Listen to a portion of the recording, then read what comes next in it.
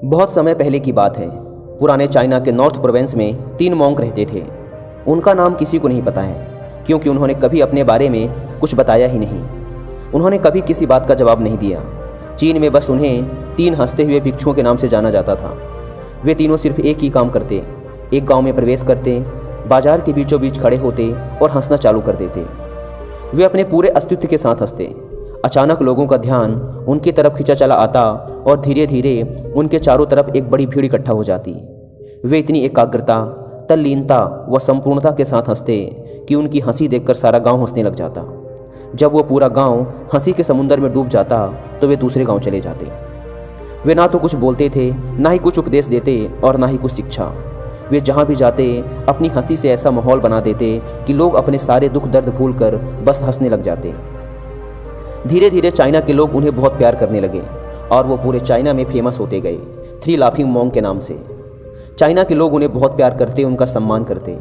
इससे पहले और उनके बाद भी कभी किसी ने इस तरह से प्रचार नहीं किया कि जीवन केवल एक हंसी होना चाहिए और कुछ नहीं। वे विशेष रूप से किसी पर नहीं हंसते थे। वे बस हंसते थे जैसे कि उन्होंने ब्रह्मांडी मजाक को समझ लिया हो, जैसे कि उन्होंने ईश्वर के मजाक को समझ लिया हो, और उन्होंने एक शब्द का उपयोग किए बिना पूरे चाइना में इतना आनंद फैलाया जितना आज से पहले किसी ने ना फैलाया था। लोग उनका नाम पूछते लेकिन वे बस हंसते, तो यह उनका नाम बन गया 3 हंसते हुए भिक्षु, 3 लाफिंग मॉन्क्स। पूरे चाइना में घूम घूम कर लोगों को हंसाते हुए समय के साथ वे तीनों बूढ़े हो गए और एक रात जब वे एक गांव में ठहरे हुए थे, उन तीनों में से एक भिक्षु की मौत हो गई। पूरा गांव स्तब्ध रह गया। पूरा गांव बहुत ज़्यादा उम्मीद कर रहा था, क्योंकि उन्हें लगता था कि जब उनमें से एक की मृत्यु हो गई होगी तो बाकी जो 2 जरूर रोएंगे। यह देखने लायक होगा, क्योंकि किसी ने भी कभी इन लोगों को रोते हुए नहीं देखा था। जब सुबह हुई तो पूरा गांव इकट्ठा हुआ, लेकिन दोनों भिक्षु तीसरे की लाश के पास खड़े जोर जोर से हंस रहे थे। ऐसी हंसी जैसी उन्होंने आज से पहले कभी ना हंसी हो। गांव के कुछ बड़े बुजुर्गों ने उन्हें समझाने की कोशिश की कि यह आपका साथी था और इसकी मृत्यु पर आपको हंसना नहीं चाहिए। तब उस दिन पहली बार उन भिक्षुओं ने लोगों से बात की और कहा, हम हंस रहे हैं क्योंकि यह आदमी जीत गया है। हम हमेशा सोचते थे कि पहले कौन मरेगा, लेकिन इस आदमी ने पहले मरकर हमें हरा दिया। हम अपनी हार व इसकी जीत पर हंस रहे हैं। इसके अलावा यह कई वर्षों तक हमारे साथ रहा। हम एक साथ हंसे, हमने एक दूसरे की मौजूदगी, उपस्थिति का आनंद लिया।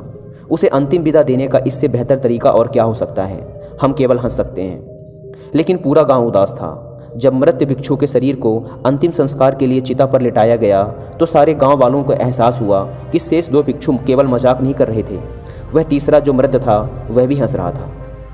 चीन में यह प्रथा थी कि जब एक इंसान की मृत्यु हो जाती थी तो उसके पुराने कपड़े उतारकर उसे नहला धुलाकर उसे नए कपड़े पहना दिए जाते थे। लेकिन मरने से पहले उस भिक्षु ने अपने साथियों से अपने कपड़े ना बदलने के लिए कहा था। तीसरे भिक्षु ने कहा था, मुझे स्नान मत करवाना, क्योंकि मैं कभी अशुद्ध हुआ ही नहीं। मेरे जीवन में इतनी हंसी आई कि कोई अशुद्धता जमा ही नहीं हो सकती थी। मैंने कोई धूल जमा नहीं की है। हंसी हमेशा युवा और ताज़ा होती है, इसलिए मुझे नहलाकर मेरे कपड़े मत बदलना।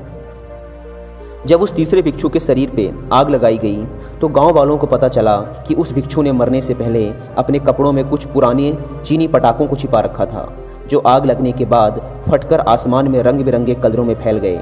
और यह देखकर एक बार पूरा गांव जोर जोर से हंसने लगा। तो इस तरह से वह तीसरा मॉन्क मरने के बाद भी सारे गांव वालों को हंसा गया।